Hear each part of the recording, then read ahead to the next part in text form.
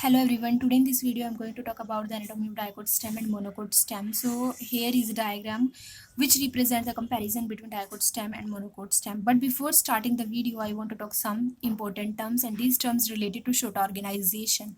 These terms are dermatogen, peribleum and plerome.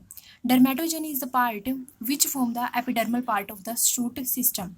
Means dermatogen helps in the formation of epidermis, which is the outer part of any stem. And next one is peribleum. Peribleum is responsible for the formation of ground tissue system, which include hypodermis, cortex, etc. And the third one is plerome. Plerome is a part which includes pericycle, endodermis, and vascular tissue system. All is included inside the plerome. So these three main part is very important for any dicot, for any shoot organization, because all these three part form different layers of the shoot, like epidermis, hypodermis, cortex, and then vascular tissue system, endodermis, pericycle, etc. So all these tissue systems are related to the all these three terms like dermatogen, peribleum and plerome in a series manner. So here in this diagram you can see the difference between the structure of the dicot stem and monocot stem. So left side represent the dicot stem and the right side represent monocot stem. There is some major difference between the dicot stem and monocot stem. Here you can see in the dicot stem, from the outer side, that is on the epidermis, there are some short hairs, shoot hairs. These are multicellular in nature and these are basically particular cell. So these shoot hairs are not any extension, these are a particular cell. These shoot hair is finally covered by a cuticle layer, and this cuticle layer help in the protection of the stem. Here you can see in the monocot there is no shoot hair, there is only cuticle layer above the epidermis.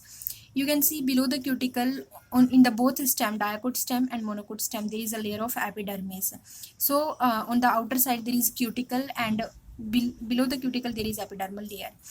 In the cuticle, in the dicot stem, there is a shoot hair which is multicellular, but in the monocot stem there is no shoot hair. You can see below the epidermis there are hypodermal layer. This is hypodermis which is present in both dicot stem and monocot stem. So hypodermis composition is different in dicot stem and monocot stem. You can see that a hypodermis is collenchymatous hypodermis in dicot stem, and it is sclerenchymatous hypodermis in monocot stem. So there is a major difference in hypodermal layer of dicot stem and monocot stem. Now you can see below the hypodermis there is a cortex which is very beautifully arranged in the dicot stem. You can see in the dicot stem cortex is well arranged, but in the monocot stem there is no arrangement of the cortex, it is scattered everywhere. So in the dicot stem cortex is well arranged, but in monocot stem cortex is not well arranged. Now you can see in the dicot stem below the cortex there is a layer. This layer is known as endodermis, and this is endodermis, and it is also known as starch sheath. So endodermis or starch sheath is present in the dicot stem, but no starch sheath or any endodermis is present inside the monocot stem. So in the monocot stem ground tissue is scattered, but in the dicot stem ground tissue is well arranged. In both dicot stem and monocot stem, ground tissue is made up of parenchymatous tissue. You can see parenchymatous ground tissue is present in both dicot stem and monocot stem. Now in the dicot stem, below the endodermis there is a layer of pericycle. You can see this layer is of pericycle. Now in the dicot stem, pericycle is of two types. One type is sclerenchymatous pericycle, and the second type is parenchymatous pericycle. What is the difference between these? The pericycle which is present above the vascular bundle is made up of sclerenchymatous, and the pericycle which is not above the vascular bundle, it is made up of parenchymatous. So in the dicot stem there is two type of pericycle, that's why it is known as heterogeneous pericycle. If it is made up of only parenchymatous or either of sclerenchymatous, then it is known as homogeneous pericycle. But because it is made up of two type of tissue, that's why it is known as sclerenchymatous. That's why it is known as heterogeneous pericycle. Now you can see below the pericycle there is vascular bundle. Vascular bundle is a speciality of dicot stem because in the dicot stem, vascular bundle is of V or wedge shape. So you can see in the dicot stem, vascular bundles is V or wedge shape. And the main important thing is that in the dicot stem, vascular bundles are conjoint, collateral and open. Means in the vascular bundle, there is a cambium is present which is responsible for the secondary growth. But in the monocot stem, vascular bundles are totally different from the dicot stem vascular bundles. So here you can see in between the vascular bundles there are primary pith ray, and there is a pith inside which is very little inside the dicot stem. So there is negligible pith in the dicot stem and dicot stem and monocot stem. But in the pith there is no pith in the dicot stem, and these primary pith ray are responsible for the conduction of material.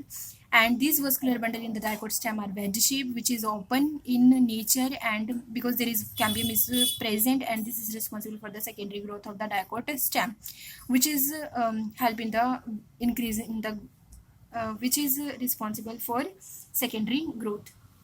So in the dicot stem you can see on the outside there is a shoot here, and there is a cuticle layer which help in the protection, and below that there is a particular cell which modified into shoot hair, and below the cuticle there is epidermis is below the epidermis there is hypodermis which is made up of collenchymatous hypodermis in the dicot stem, and there is a well arranged cortex. Below the cortex there is endodermis which is also known as starch sheath, and below the endodermis there is pericycle which is heterogeneous in nature because it is made up of sclerenchymatous and parenchymatous tissue, and there is a wedge shaped vascular bundle which is conjoint, collateral or open, and secondary growth is present in the dicot stem. And in between the vascular bundle there is primary pith rays are present, and pith is negligible in the dicot stem.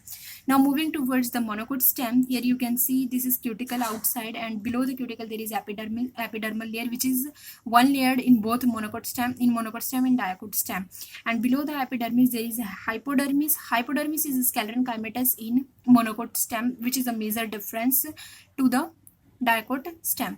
Now here ground tissue is not well arranged, it is scattered everywhere, and you can see vascular bundles are not also well arranged. There is a bundle sheath outside the vascular bundle, and which is not present in the dicot stem. So in the monocot stem, bundle sheath is present which is sclerenchymatous in nature.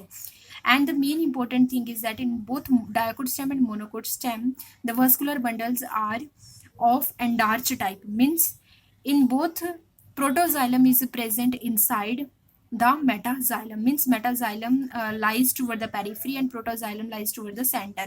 So it is endarch in nature. And here ground tissue is scattered everywhere, and bundle sheath or vascular bundles are also scattered everywhere. And you can see outside is metaxylem is present and inside protoxylem is present. Here is a in the monocot stem, water cavity that is lysogenous in nature is also present.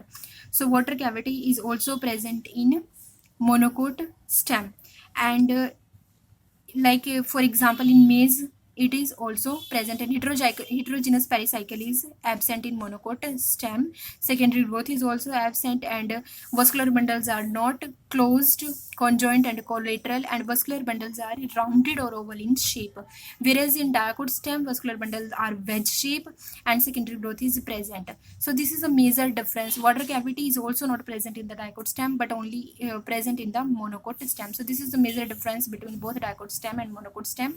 I hope it will help you. Thank you friends.